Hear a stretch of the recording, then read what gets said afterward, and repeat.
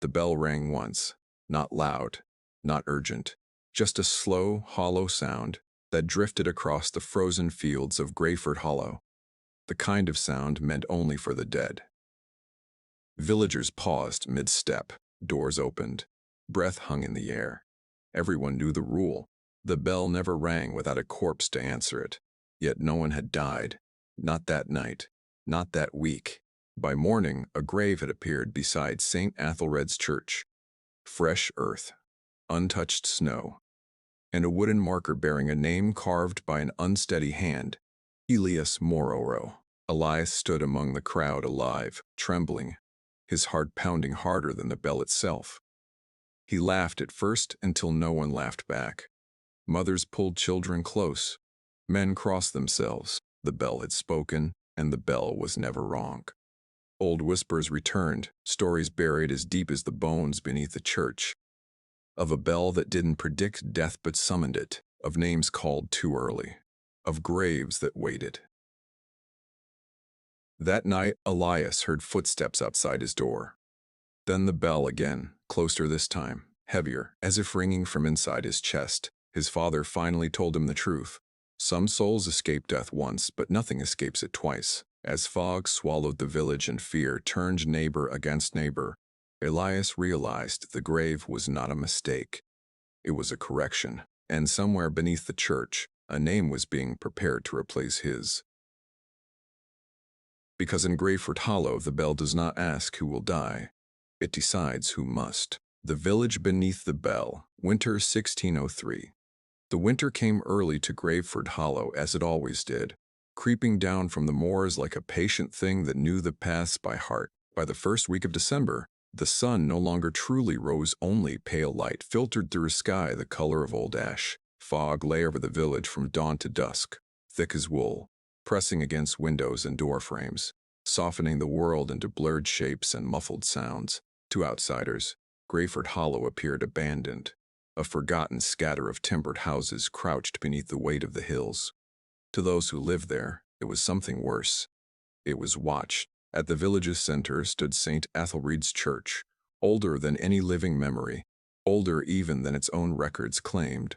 The churchyard stones leaned at odd angles, as if recoiling from the building itself. Lichen crept over carved names until the dead became anonymous once more. The church tower rose above the fog like a dark finger pointing nowhere, and within it hung the bell. No one remembered when it had been forged. No one remembered a time before it rang. The bell was iron black, its surface pitted and scarred as though it had weathered more than rain and wind. Some said it had been cast from melted weapons taken from a battlefield soaked in blood. Others claimed monks had smelted it in silence, binding prayers and something else into its metal. The church records, written in cramped Latin by hands long turned to dust, only called it vox mortis, the voice of death. To the villagers, it was simply the bell. The bell governed their lives with a certainty that no lord or king ever had.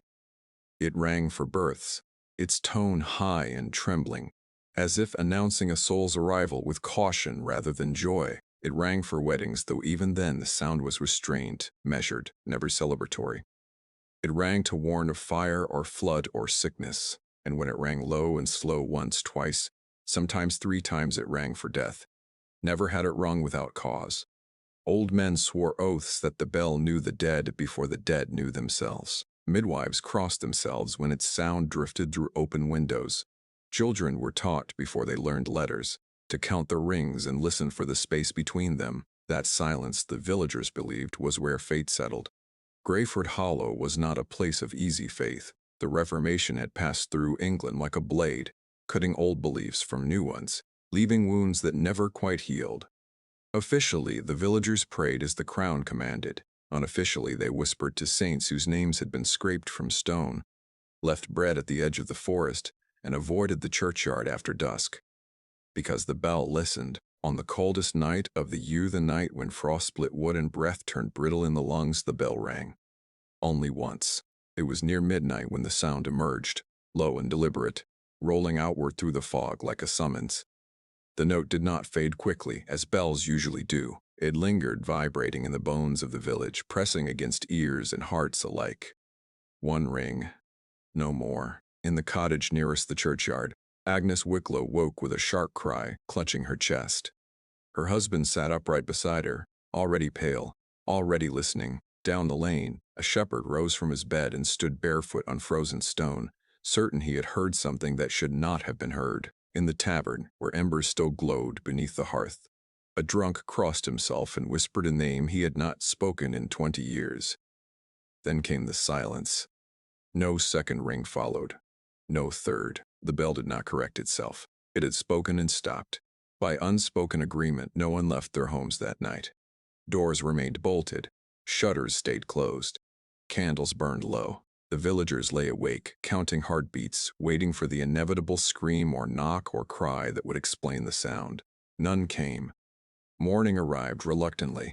Frost coated the fields in white armor, and the fog thickened rather than lifted, as if the village itself wished to remain unseen. One by one, doors opened. Faces appeared, drawn and wary. No black cloth hung from any doorway. No messenger ran the lanes. No body lay waiting to be washed. There was no death. Whispers spread faster than footsteps. Had someone heard wrong? Had the wind caught the bell rope? Father Aldrich, the village priest, insisted such a thing was impossible. The bell rope was tied and sealed at night, as it had been for generations. The tower door bore no mark of entry. The bell itself hung motionless, cold and inert, yet it had rung. The elders gathered beneath the church porch, their breath fogging the air. Their voices hushed. They spoke of old winters, of strange omens, of the year the river froze solid and 3 children died before spring. Always, the bell had rung first or last, but never without truth. "The bell does not lie," said Thomas Morrow, the gravedigger, his voice rough as soil. "It never has." Father Aldrich looked toward the tower, his lined face drawn tight. "Then someone in this village is already dead," he said quietly, "and we have yet to know it." The words settled like ash. By midday, fear had replaced confusion. The bell silence felt heavier than its sound. Women checked on neighbors twice, then 3 times. Children were kept indoors. Even the animals seemed restless. Horses stamped and snorted. Dogs whined at unseen things beyond the fog. As the sun dipped behind the hills, casting no shadow, a boy pointed toward the churchyard. The earth near the old yew tree had been disturbed. Fresh soil, dark against the frost, formed a long, narrow mound where none had been the day before. No one claimed it. No one admitted to digging it. The ground was hard as stone in winter. Such work would have taken hours, noise, effort. Yet there it lay, and beside it, driven into the earth at a slight angle, stood a plain wooden marker, unpainted, unblessed, bearing no cross. Only a name. The villagers did not read it aloud at first. Some refused to look at all. Because in Graveford Hollow, names carried weight, and the bell had already spoken. Above them, St. Athelred's tower loomed, silent and watching. The bell did not ring again, but everyone felt it listening. The wrong name spoken dawn did not arrive in Graveford Hollow so much as it crept in, pale and uncertain, like a witness afraid of what it might find. The fog had thinned only slightly, enough to reveal shapes without meaning, trees without branches, houses without warmth, people without voices. Frost cracked beneath Father Aldrich's boots as he crossed the churchyard, his breath short and shallow, each step taken with the reluctance of a man walking toward a truth he did not wish to meet. He had slept little. No one had. The bell's single note still rang in his ears, though the tower above him remained silent and unmoving. Father Aldrich had served St. Maurice, Athered's church, for over 40 years. He had buried infants wrapped in linen and elders wrapped in regret. He had stood beside plague pits and marriage beds alike, and yet never had he woken after a death bell rang without already knowing who lay waiting for him. His eyes were drawn, against his will, toward the yew tree. The ground there had been disturbed, not roughly as by animals, nor clumsily as by drunken men. This was a grave dug with care. The edges were straight. The mound was shaped properly, long and narrow. The earth packed down as if prepared to receive a coffin that had not yet arrived. Father Aldrich stopped several paces away. He whispered a prayer he had not spoken aloud in years. Then he stepped closer. A wooden marker stood at the head of the grave. pale against the dark soil. No cross crowned it, no blessing marked it holy. The wood was fresh, the cuts deep and uneven, as though made by a shaking hand or a blade not meant for carving. A name had been cut into it. Father Aldrich read it once, then again, and then, slowly, he sank to his knees. Elias Morrow. The name did not belong among the dead. Elias Morrow was alive. The priest's first thought, shameful in its speed, was that perhaps Elias had died in the night, and no one had yet come to tell him. But even as the thought formed, he knew it was false. Elias lived in the gravedigger's cottage at the edge of the village. Thomas Morrow would have come. He would have rung the bell himself if he had to. No father would allow his son to be buried nameless and alone. Father Aldrich reached out and touched the marker. It was cold. The village gathered quickly once the word spread, though no one could say who spoke it first. Perhaps fear itself carried the message, whispering through doors and chimneys, tugging people from their homes. By the time the sun had climbed a finger's width above the hills, the churchyard was full. No one crossed the threshold at first. They stood just beyond the gate, staring at the grave, as if it might rise to meet them. Then someone said the name aloud. Elias Morrow. The sound of it caused a stir, like wind through dry leaves. Elias stood at the back of the crowd when he heard it. He had not wanted to come.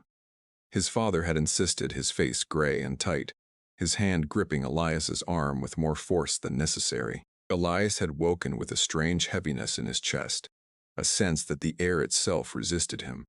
When the bell rang the night before, he had known that it was not meant for anyone else. Now he saw his name carved in wood meant for the dead. The world tilted. Elias was 22 years old, tall but narrow, his shoulders perpetually hunched as though he expected the sky to press down upon him. He had his mother's dark eyes and his father's silence.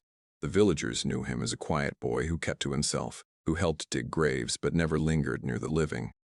Children whispered that he spoke to the dead. Adults avoided his gaze, uncomfortable with how easily he moved among those who could no longer speak back. Now every eye turned toward him, some in disbelief, some in fear, some with something darker still.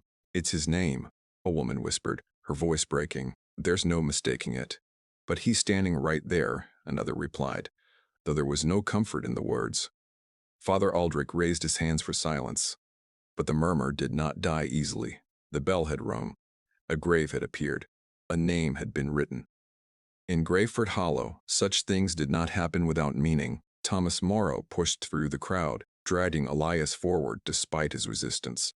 He stopped before the grave and stared down at it, his jaw clenched so tightly that the muscles trembled. "This is madness," Thomas said hoarsely. "Some cruel jest." No one answered. The villagers looked from the grave to Elias and back again, as though comparing two versions of the same truth and finding neither sufficient. "The bell does not ring for jests," said old Margaret Hale, leaning on her cane. "Nor do graves dig themselves for the living." A ripple of unease spread. Elias felt suddenly exposed, as though his skin were too thin, his thoughts too loud. He wanted to speak, to laugh, to deny the absurdity of it, but the words would not come. The bell's note echoed again in his memory, deep and slow, and he felt an irrational certainty settle over him. This was not a mistake. Father Aldrich finally spoke, his voice low and careful. "Elias Morrow," he said, "step forward." Elias obeyed. The priest studied him closely, searching for signs of illness, injury, some mark of death already claimed. He found none. Elias's hands shook, but his pulse beat strong beneath the priest's fingers. "You are alive," Father Aldrich said, more to himself than anyone else. A murmur rose again. "Alive now," someone muttered. That was when the fear truly took hold. Stories surfaced like bodies long buried too shallow. A shepherd spoke of his grandfather, whose name had once been whispered by the bell days before he fell from a cliff. A midwife recalled a woman whose grave was dug in advance, who died screaming before sunset. Always the bell had rung first or early, but never falsely. Never for the wrong name, unless the bell was not announcing a death. Unless it was claiming one. Elias felt his father's grip tighten. Thomas leaned close and whispered, "Say nothing. Do nothing. Let me speak." But it was already too late. The village had begun to decide. Eyes followed Elias as he moved, calculating, measuring distance. He saw it in their faces, the subtle shift from sympathy to suspicion.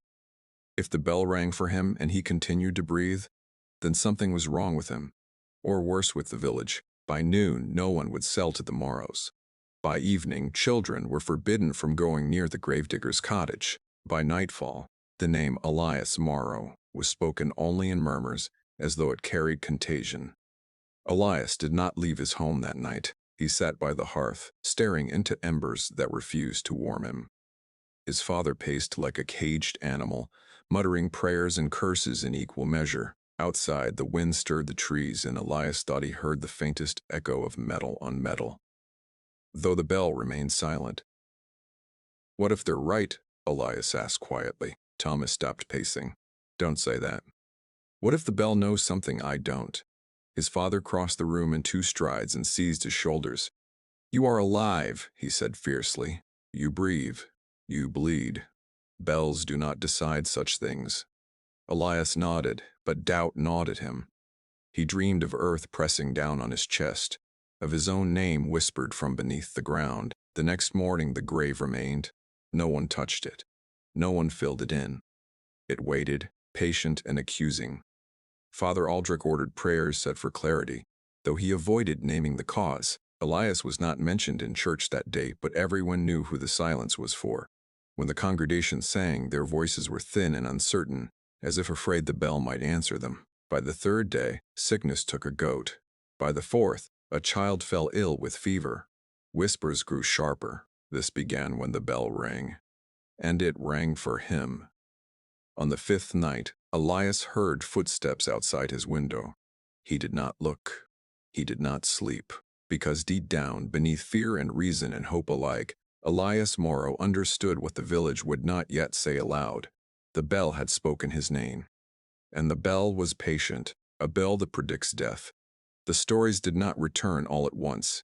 They came cautiously, as if testing whether it were safe to be spoken again. At first they surfaced as fragments, half-remembered conversations, old warnings muttered by the fire, phrases once dismissed as superstition. But once the bell had rung for a man who still lived, memory loosened its grip on silence. And the past began to breathe. It started with old Matthew Crow, whose voice was so thin it sounded like it had passed through the grave before reaching the air. He spoke one evening outside the tavern, his back pressed to the wall, eyes clouded but sharp with recollection. "I heard it once before," he said, "not like this, but close enough." The men around him stilled. No one interrupted. "It was the winter of '68, Matthew continued.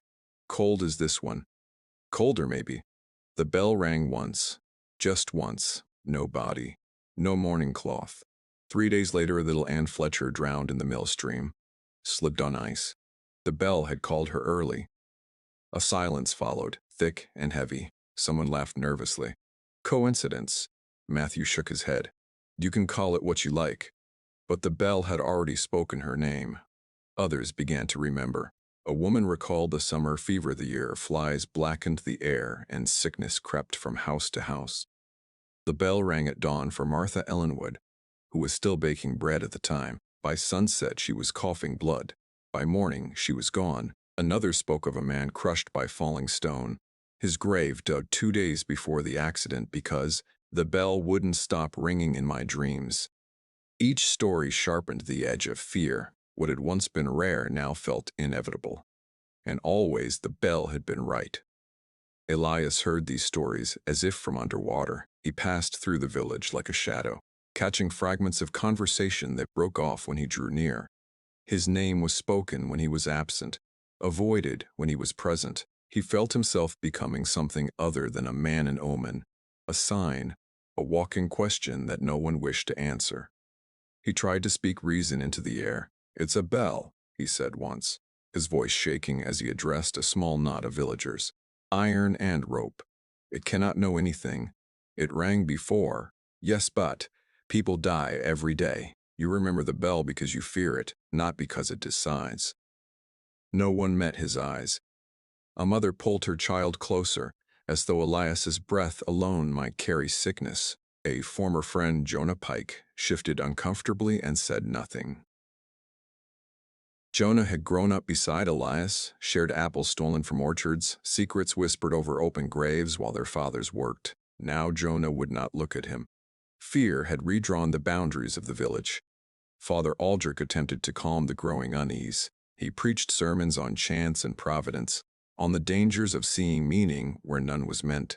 But even as he spoke, his gaze flicked toward the tower, toward the bell that loomed above the pulpit like a silent judge. Elias noticed. Everyone did. At night, Elias lay awake listening not for the bell, but for the absence of it. Silence had become suspicious. Every creak of timber, every sigh of wind through the eaves sounded like the beginning of another ring. His dreams filled with echoes. He saw the bell swinging on its chain, though no hand touched it. He heard his name spoken not by voices but by vibration, by air itself trembling with intent. He dreamed of standing in the churchyard while the villagers watched from afar, their mouths sewn shut, their eyes wide with relief. In the dreams, the grave was always open. On the 7th night after the bell's first ring, the wind rose. It crept through Graveford Hollow in low, wandering currents, slipping through alleys and over fields, curling around chimneys and door frames. The fog thinned and thickened in uneven pulses, like breath drawn by something unseen. Elias sat alone in the gravedigger's cottage. His father had gone to the churchyard to tend other graves, refusing to abandon routine even as the village's patience wore thin. The hearth fire burned low.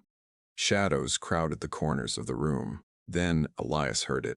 Not a full ring, not the commanding voice of iron struck true, but something softer. A distant tone so faint it might have been mistaken for wind moving through hollow metal. It carried no clear direction above him, around him, within him. His name drifted through it, not spoken, not heard, felt. Elias. He stood so quickly that the chair fell backward. His heart hammered against his ribs as he pressed his hands over his ears. The sound did not stop. It wove itself through the night, rising and falling like breath, like a lullaby meant for no child. Elias stumbled to the door and threw it open. The air was cold enough to bite. Fog rolled across the yard, thick and luminous in the moonlight, and somewhere within it, distant and patient, the bell murmured again, not ringing but calling. "Elias," the wind seemed to say. He backed away, shaking his head, whispering prayers he barely remembered. When the sound finally faded, it left behind a silence so complete it rang louder than any bell. When Thomas returned, Elias told him everything. His father listened without interruption, his face growing more drawn with every word. When Elias finished, Thomas said only, "You heard the wind." But he did not sleep that night. By morning, the village had changed again. People crossed the road rather than pass Elias. Bread left for him at doors was set down and abandoned, as if no hand wished to touch his. A chalk mark appeared on the post near the church gate, a warning sign, half forgotten, unofficial, but unmistakable. The bell had not rung. Yet everyone felt its presence more strongly than before. The stories grew darker now. No longer memories, now they were warnings. If the bell had spoken Elias's name and he remained alive, then death must be circling, waiting for the right moment. Or worse, if Elias somehow resisted it, the bell might claim another in his place.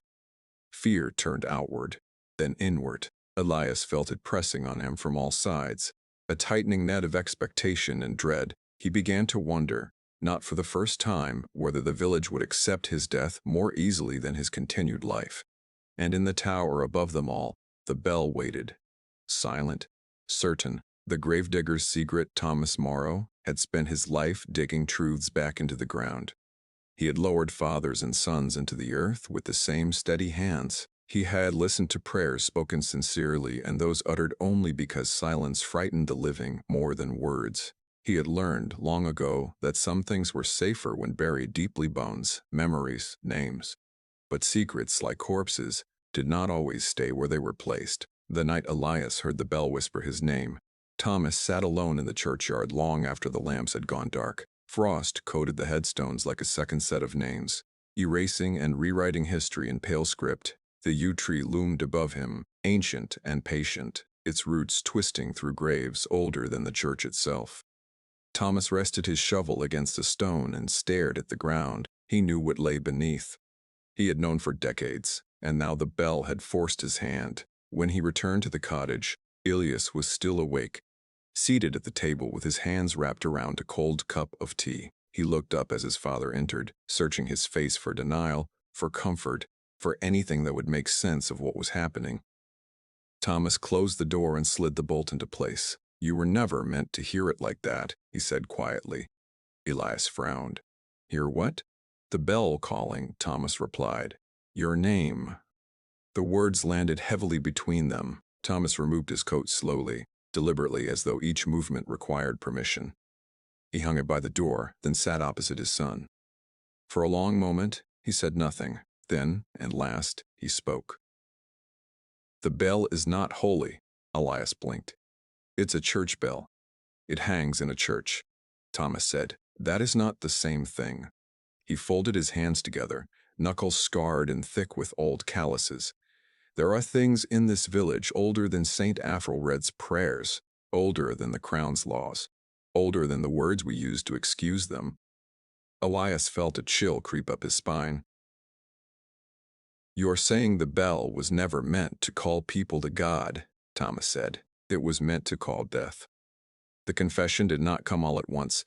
Thomas spoke in pieces, as if lifting stones one by one from a grave too heavy to uncover all at once. In the early 1500s, long before Graveford Hollow bore its current name, the land had belonged to a monastic order that no longer existed in any sanctioned record. They were called the Brethren of the Last Mercy, though few outside their walls ever used the name aloud. They were not heretics, not openly, but they were obsessed with endings. The monks believed that death was not a force to be endured, but a balance to be maintained. Too many lives prolonged beyond their appointed hour, they argued, weakened the world. Plague, famine, war, these were not punishments but corrections, crude and indiscriminate. What the Brethren sought was precision. They studied the dying. They recorded the final breaths of animals and men alike. They mapped patterns in suffering, in survival, in chance. Over time, they became convinced that death could be summoned, not randomly but deliberately, if the proper conditions were met. And so they forged the bell, not as a symbol, as a tool. The bell was cast from iron, mixed with grave soil and fragments of bone, human and otherwise, ground fine and folded into the molten metal. The monks rang it not by rope but by ritual, chanting names into its hollow body, binding sound to intention. But the bell alone was not enough. It required an anchor. Beneath where St. Lacware, Athelred's church, now stood, the monks dug a grave unlike any other. No body was placed within it. Instead, it was lined with carved stone, inscribed with names that had been chosen, those whose deaths, the monks believed, would restore balance to the world. This was the first grave. The bell and the grave were bound together. The sound of the bell resonated through the stone, through the names, through the earth itself. When the bell rang, the grave answered. When the grave was prepared, the bell knew.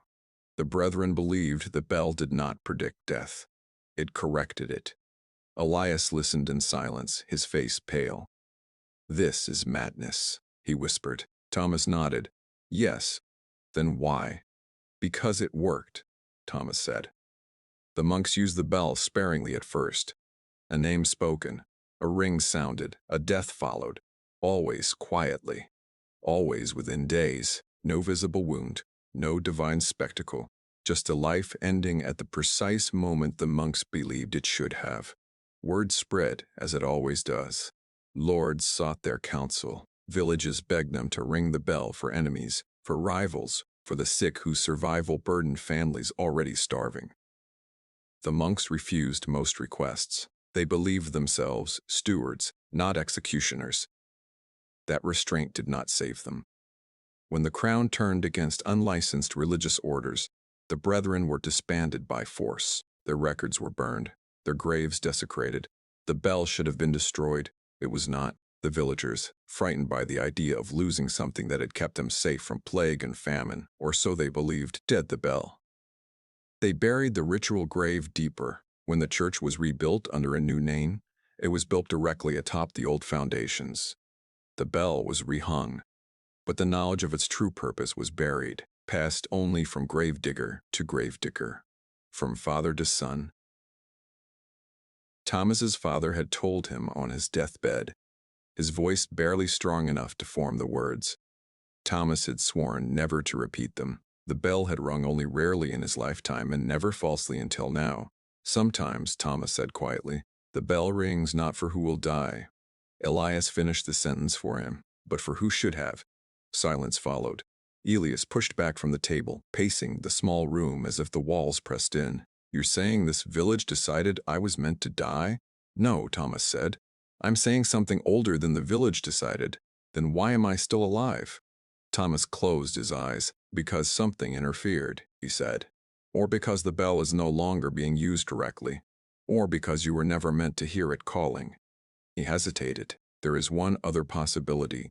Elias stopped pacing, which is that the grave beneath the church has been disturbed. The words settled like dust. If someone dug it, Thomas continued, or altered the names or awakened it without knowing the ritual, then the bell may be ringing without direction-seeking balance it no longer understands. Elias felt a cold certainty take hold. That grave, he said slowly, the one with my name. Thomas nodded. It was never dug by human hands. Outside, the wind stirred, and far above them, in the tower that watched over Graveford Hollow, the bell hung silent, its work unfinished. The woman in the black veil. She arrived at dusk, when Graveford Hollow was at its most uncertain, when day had not yet surrendered to night, and the fog blurred the boundary between what was seen and what was imagined. No one saw her enter the village. She simply appeared, standing at the edge of the common road, as though the land itself had exhaled her into being. She wore black from throat to heel, not the dull black of mourning cloth, but a deeper shade, rich and deliberate. A veil of the same color fell from her bonnet, obscuring her face so that only the pale suggestion of skin showed beneath. Her horse, dark and lean, stood motionless beside her, steam rising from its nostrils like breath from a living shadow. The first to notice her were the children, who stopped their play without knowing why. Then the dogs fell silent. Then the villagers themselves began to sense a presence that did not belong to them. By the time she reached the church gate, a small crowd had gathered. I seek Father Aldrich, she said. Her voice was calm, measured, and unmistakably educated, an accent shaped by cities, not soil. She did not raise it, yet it carried easily through the fog. When Father Aldrich stepped forward, his face drawn and wary, she inclined her head slightly. I am Lady Isolde of Wexcombe, she said, a historian. I study sacred relics and the traditions bound to them. A murmur passed through the crowd. We have no relics here, Father Aldrich replied, only a bell. Lady Isolde's veil shifted as she turned her gaze toward the tower. Yes, she said softly, that is the one. She was given lodging in the old guest room beside the rectory, though few were pleased by the decision. Graveford Hollow did not welcome strangers easily, and never during times of uncertainty. But Father Aldrich felt, though he could not have explained, why that refusing her would be more dangerous than allowing her to stay. Word of her arrival reached Elias within the hour. He watched from the edge of the green as she dismounted, her movements precise and unhurried. When she lifted her veil briefly to speak with Father Aldrich, he caught a glimpse of her face, pale, sharp-featured, ageless in a way that unsettled him. Her eyes were dark, but not empty. They were watchful, as if she had been looking for him. That night, Lady Isolde asked to hear the bell. Father Aldrich protested.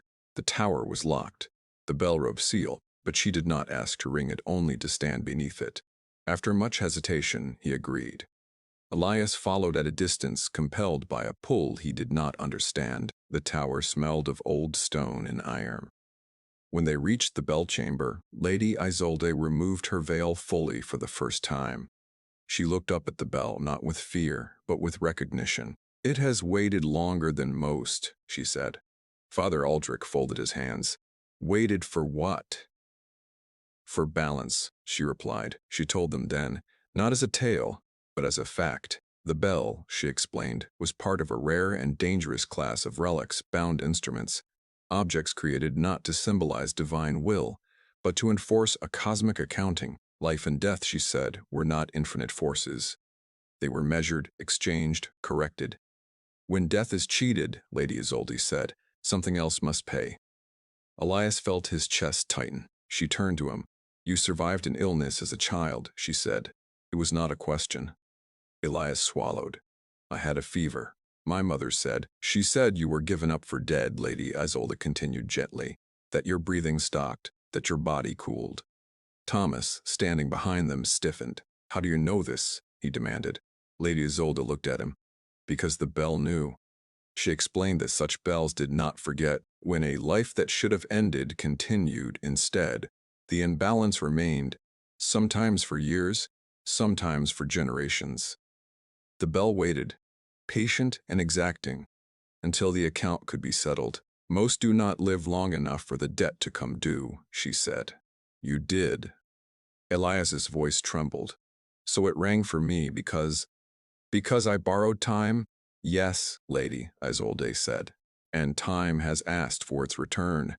The room seemed to contract around them. Father Aldrich shook his head.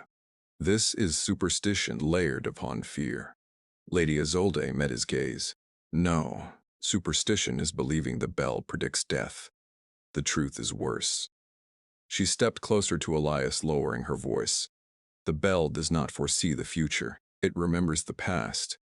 Elias felt suddenly exposed, as though his entire life had been an echo rather than a choice. Every breath he had taken since childhood seemed to weigh upon him. How long, he asked. How long do I have?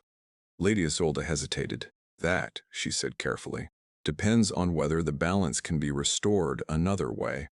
Outside the tower the wind rose, stirring the fog into restless shapes. The bell did not ring, but Elias felt its presence more keenly than ever, as though it leaned toward him, listening. Lady Isolde replaced her veil. I did not come to save you, she said quietly. I came because when such bells awaken improperly, they do not stop with one name. She paused at the door. If the balance is not corrected, she added, the bell will choose again. And this time, it might not wait decades. As she left the tower, Elias remained behind, staring up at the iron shape that had marked him long before he could remember living. For the first time, he understood the truth that settled like a sentence in his bones. His life had never truly been his. It had only been delayed. The village turns fear rarely announces itself as violence. It begins as caution, then distance, then justification. In Graveford Hollow, the change came quietly, at first so quietly that many villagers did not recognize it as change at all. They told themselves they were being sensible, careful, protective. They said they were acting for the good of the many, not against the life of one. But fear, once given permission, learns quickly. The first sign was the fields. In the eastern plots, where barley had grown reliably for generations, shoots emerged thin and pale, bending too easily beneath the frost. A cow miscarried in the night. 2 chickens were found dead without wound or sickness, their necks twisted as though by invisible hands. Bad season, Father Aldrich said. Bad presence, others replied. Eyes turned, inevitably, toward the gravedigger's cottage. Elias noticed it in small ways. The baker no longer met his gaze. The butcher's door closed when Elias approached. Bread left on the step for his family was placed farther away each day, as if proximity itself invited misfortune. Then came the whispers. It started when the bell rang. And it rang for him. Balance, someone muttered. A word borrowed from Lady Isolde's quiet explanations and twisted into something sharper. Children were forbidden from speaking to Elias. Mothers pulled them back as though from open flame. Once, as Elias crossed the green, a boy made the sign against evil and ran away crying. Elias did not protest anymore. Protest required the belief that reason still mattered. Thomas Morrow saw it too. He watched men who had once shared drink with him now avoid his path. He heard his own name spoken with a pause before it, as though it too had become uncertain. As gravedigger, he had always stood at the village's edge, necessary, respected, but never embraced. Now even that thin protection frayed. The bell has chosen, said old Margaret Hale one afternoon, her voice firm with certainty, and we ignore it at our peril. Others nodded. Father Aldrich argued. He spoke of mercy, of humility, of the danger of mistaking fear for faith. He reminded them that no scripture gave them the right to decide who must die. But the bell is older than scripture, someone replied. And it has never been wrong, said another. By the time the meeting ended, the decision had already been made, not formally, not openly, but with the silent consensus of frightened people eager to be spared. The grave remained untouched, waiting. At dusk, a man named Hugh Fletcher, whose daughter's death decades earlier had become one of the bell's most repeated legends, spoke the words no one else would. If the bell demands balance, he said, then balance must be given. The air seemed to tighten. We are not murderers, Father Aldrich said sharply. No, Hugh replied, we are caretakers. That was how they framed it. Not as killing Elias Morrow, but as completing what had already begun. The grave was dug, the name carved, the bell rung. Elias's continued breath was the disruption, not the act that would end it. Once the idea took hold, it spread with frightening speed. What if the crops failed entirely? What if the sickness spread? What if the bell, denied once, demanded more next time? Better one grave filled than many. Elias learned of the plan from Jonah Pike, the last friend he had left. Jonah came to the cottage after dark, his face pale and damp with sweat. He would not sit. He would not look Elias in the eye. They're meeting tonight, Jonah said, near the church. To pray? Elias asked quietly. Jonah swallowed. To finish it. The word struck like a blow. They say if you go willingly, Jonah continued, voice breaking, the bell will be satisfied. Thomas reached for his son, but Elias stepped back. I won't, Elias said. I won't lie down in a grave because they're afraid. Jonah nodded miserably. Then you must run. The bell rang before Elias could answer. Not once, not slowly, but violently. The sound tore through the village like a scream ripped from iron. It rang again and again, uncontrolled, furious, as though something inside it had been denied too long and now refused restraint. The towers shook. Windows rattled. People cried out, dropping to their knees or covering their ears. That's it, someone shouted. It's begun. Torches were lit. Father Aldrich ran toward the crowd, shouting for calm, but his voice vanished beneath the bell's roar. He stood between the villagers and the path to the Morrows' cottage, arms outstretched, a thin figure against a rising tide. This is not God's will, he cried. It is older than God, someone shouted back. Elias did not wait. He fled through the back door as the first torches appeared at the edge of the yard. The bell thundered above him, each ring striking his chest like a hammer. He ran barefoot over frozen ground, pain sharp and immediate, grounding him in the terrible certainty that he was still alive. Branches tore at his coat as he reached the forest's edge. The trees swallowed him quickly, their dark forms closing ranks as though in protection or judgment. Behind him, voices rose. After him, don't let him escape, before the bell chooses again. Elias ran until his lungs burned and his legs trembled. He slipped on wet leaves, caught himself on roots, pressed deeper into the forest where paths twisted and vanished. The bell sound followed him, distorted now, echoing strangely through the trees as though the forest itself carried the note. At last, the ringing stopped. The sudden silence was worse. Elias collapsed against a tree, gasping, his hands numb, his mind reeling. In the distance, he could still hear the shouts of villagers, uncertain now, scattered. The bell had rung. The village had answered, and Elias Morrow, marked since childhood, now understood the final truth of Graveford Hollow. Once fear decided you were already dead, it would not forgive you for continuing. The grave that breathes the forest did not hide Elias for long. It only delayed what had already been set in motion. When the shouts faded and the bell's echo dissolved into memory, Elias did not feel safe only unfinished. The night air pressed against him, heavy with damp earth and rot. The trees stood too close together, their branches tangled like fingers gripping at his shoulders. Every sound felt deliberate. The crack of a twig, the rustle of leaves, the slow settling of soil beneath his boots. The bell had rung, and something had answered. Elias did not know why he turned back toward the village.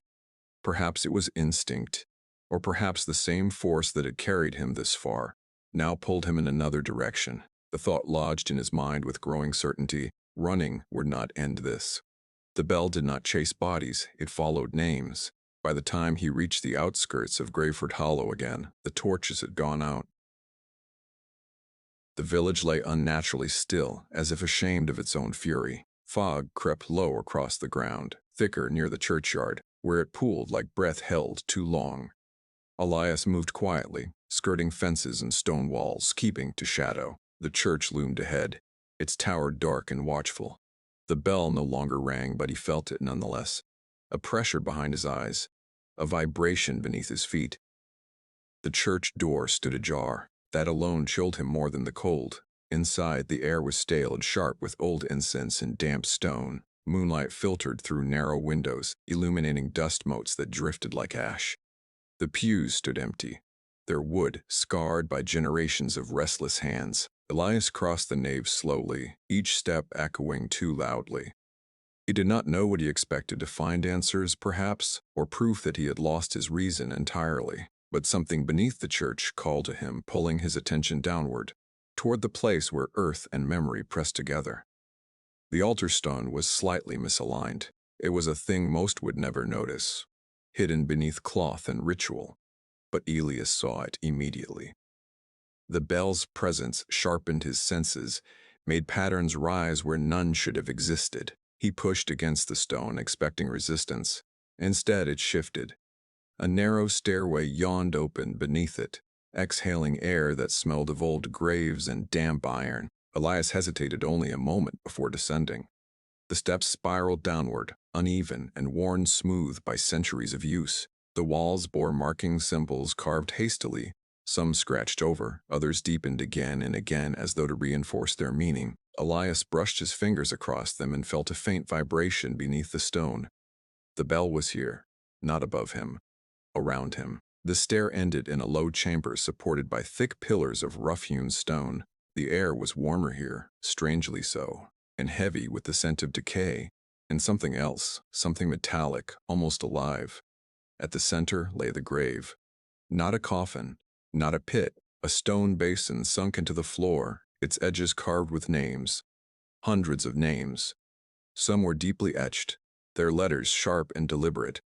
Others were faint, worn nearly smooth, and some Elias's breath caught had been crossed out.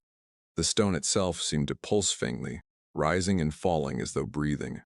Bones lay scattered within the basin, not arranged, not at rest. They shifted slowly, grinding softly against one another, rearranging themselves in small, restless movements. Skulls turned, fingers curled, a jaw opened and closed without sound. Whispers filled the chamber.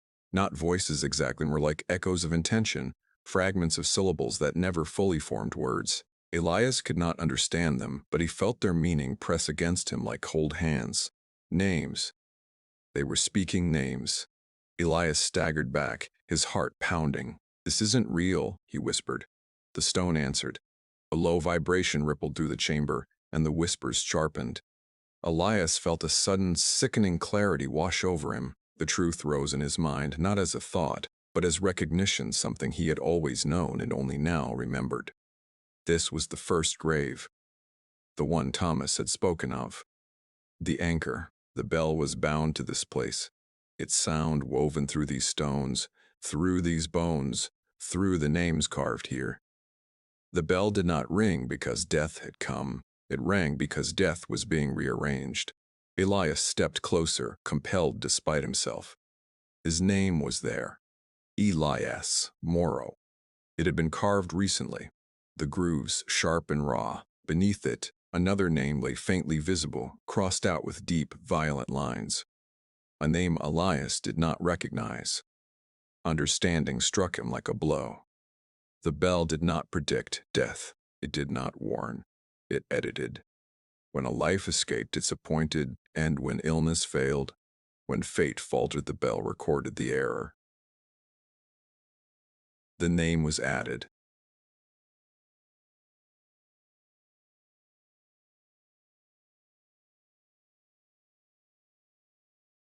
And when the time came, the grave demanded correction. Names that crossed out were those who had lived too long. Names left untouched were those who had paid. The bones shifted again, more urgently now, as though aware of Elias's presence. The whispers grew louder, more insistent, and within them, Elias felt something else, a question, a choice. The bell had rung for him not because he was dying, but because history itself was being revised. Elias sank to his knees beside the grave, his breath coming in shallow gasps. His entire life unfolded before him in fragments. His mother's tears when he first breathed again as a child. The way people had always looked at him with a trace of unease. The sense that he never quite belonged to the world he moved through. He had been a footnote. An error left uncorrected. Until now. The stone pulsed once more, and Elias felt a pull toward the basin, toward the bones and the names and the finality they promised. He understood then that the bell would not stop. Not until the ledger was balanced. Not until a name was crossed out or replaced. And somewhere above him, in the dark tower of St. Lean, Athelred's church, the bell waited, ready to ring again. A choice between names. Elias did not hear Lady Isolde enter the crypt. He sensed her instead, an alteration in the air. A subtle tightening, as though the grave itself had become aware of another witness. The whispers faltered, then resumed. Quieter now, more cautious. The bones within the basin stilled, settling into a tense, expectant arrangement. "You were never meant to come here alone," she said. Her voice carried easily through the chamber, calm and unhurried, as if she stood in a library rather than beneath a church built atop the machinery of death. Elias turned sharply. She stood at the foot of the stairs, her black veil drawn back, her face pale and solemn in the dim light. "You knew," Elias said hoarsely. "You knew this place existed." Lady Isolde inclined her head. "I hoped you would not find it so soon." Elias laughed, a short, broken sound. "You hoped the village would bury me first." "No," she replied. "I hoped the bell would be satisfied before you understood what that would mean." She stepped closer, her boots echoing softly against the stone. The grave responded, a faint tremor passing through its carved edges. "You lied to us," Elias said. "You said you were a historian." "I said I studied relics," Lady Isolde replied. That was not untrue. She removed her gloves and placed them carefully on a stone ledge. Her hands were marked with fine scars, old and deliberate, the kind left by ritual blades rather than accident. "I am a keeper," she said at last. "One of the last." The word hung in the air, heavy with implication. She told him then, not as confession, but as duty. When the brethren of the Last Mercy were destroyed, their knowledge did not vanish entirely. A small number of their attendants, scribes, recorders, those who never rang the bell but understood its language, were spared. They carried fragments of the truth with them, passing it quietly through generations, disguising it as scholarship, folklore, ecclesiastical study. Their purpose was not to use the bell, it was to contain it. To watch, Lady Isolde said, and intervene only when the balance threatens to spill beyond correction. Elias gestured toward the grave. "And this is containment?" Her gaze darkened. "This is consequence." She explained that the bell could not be destroyed, not without releasing what it bound. Nor could the ledger be erased. Names once carved into the stone were part of the accounting forever. But there was one provision, a single mercy written into the ritual, hidden among pages most never read aloud. The bell could be silenced, not by force, not by destruction, but by substitution. Only one living soul could quiet it, someone willing, someone who would step into the ledger and choose a name other than their own. The grave did not demand justice, it demanded balance. Elias felt his chest tighten. "You're saying I can choose who dies?" "No, Lady Isolde said firmly. "You can choose whose name is crossed out." She knelt beside the stone basin, tracing the carved letters with reverent fingers. Many of these names belonged to those already forgotten. Infants who lived only hours, wanderers without kin, the poor, the nameless, the unloved. Their deaths caused little ripple. The world barely noticed. Elias recoiled. "You're asking me to murder someone who never mattered." Lady Isolde met his gaze steadily. "I am asking you to understand how the world has always worked." The whispers rose again, louder now, more insistent. Elias felt them press against his thoughts, showing him fragments, faces half seen, lives lived briefly and erased quickly, names crossed out, replaced, rearranged, history edited without memory. "You think you're the first?" she continued quietly. "You are not even the 100th. Most never see this place. Most go to their graves believing fate chose them. Elias looked down at his name, freshly carved, still sharp. "And if I refuse?" "Then the bell will ring again," Lady Isolde said. "And again, each time demanding correction, each time less patient. It will stop asking politely." Elias thought of the village of torches in fear, and Father Aldrich standing alone against a tide he could not hold back. He thought of his father, who had buried truths and bodies with equal care. He thought of the life he had lived unknowingly on borrowed time. "Why me?" he asked. "Why let me choose?" Lady Isolde's expression softened, just slightly. "Because you already live with a debt," she said, "and because the bell listens to those it has marked."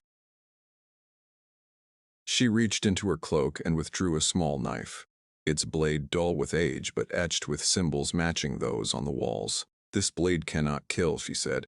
"It can only carve." Elias understood. To choose was not to strike down a living person, but to rewrite the ledger, to decide whose absence would restore the balance. The bell would ring one final time. The grave would settle. The world would move on, unaware of what had been exchanged. "And you?" Elias asked. "You just watch?" Lady Isolde hesitated. "I record," she said. "I record," she said. "I remember. Someone must." Elias closed his eyes. He saw himself as a child, breathless and blue, laid out as dead before his mother screamed, and he gasped again. He saw years of unnoticed kindness, quiet labor, unremarkable existence, a life that mattered deeply to only a few. If his life had gone unnoticed, would his death have done the same? The whispers surged. The stone pulsed. The bell above them trembled faintly as if impatient. Elias opened his eyes and took the knife. "Show me the names," he said. Lady Isolde did not smile. She stepped aside and let him see, and in that moment, Elias understood the cruelest truth of all. The choice was not between life and death. It was between whose life the world would remember. The final ring. The church shook, not with earthquake or storm, but with the force of human fear given motion. Boots struck stone. Torches hissed and flared as villagers surged toward St. Tone, Athelred's doors, their faces warped by firelight and certainty. They did not shout Elias's name anymore. They did not need to. The bell had already spoken it for them. Father Aldrich stood on the steps, arms raised, voice raw. "Go home," he pleaded. "This ends here." No one listened. Faith had been replaced by arithmetic. One life weighed against many, one grave against a village. The bell's logic had become their own. Inside the church, the air vibrated. Deep beneath the floor, Elias knelt before the stone basin, the ritual knife heavy in his hand. The whispers were no longer fragmented. They spoke in a chorus now, not loud, not urgent, but assured. The ledger was open.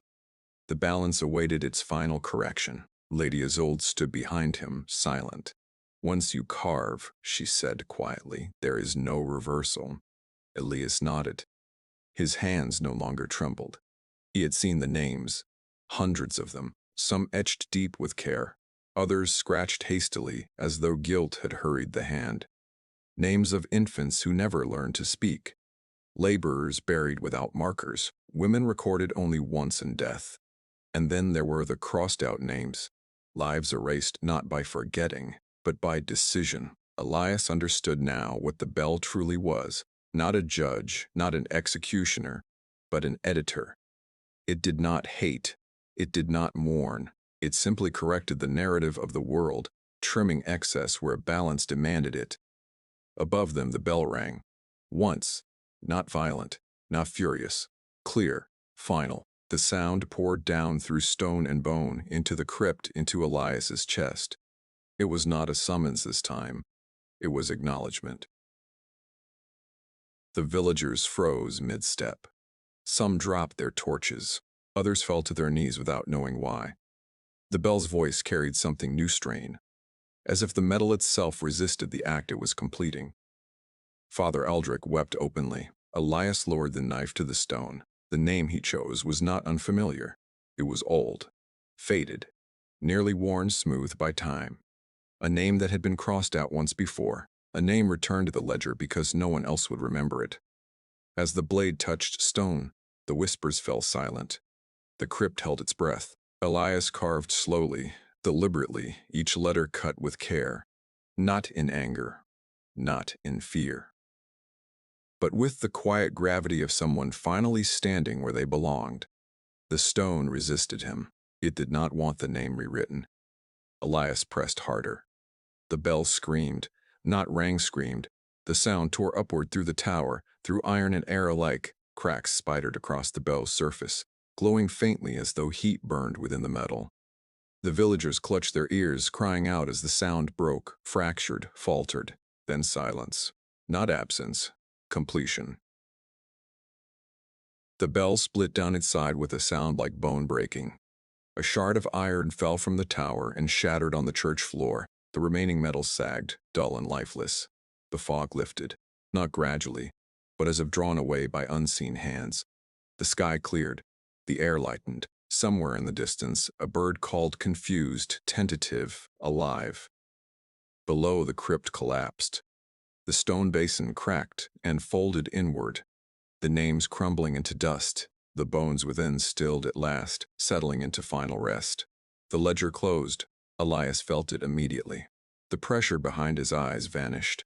The vibration beneath his feet faded. The bell was gone, not broken, but finished. Betty Isolde sank to one knee. "It's done," she whispered. Above them, the villagers stood in stunned quiet. No one spoke.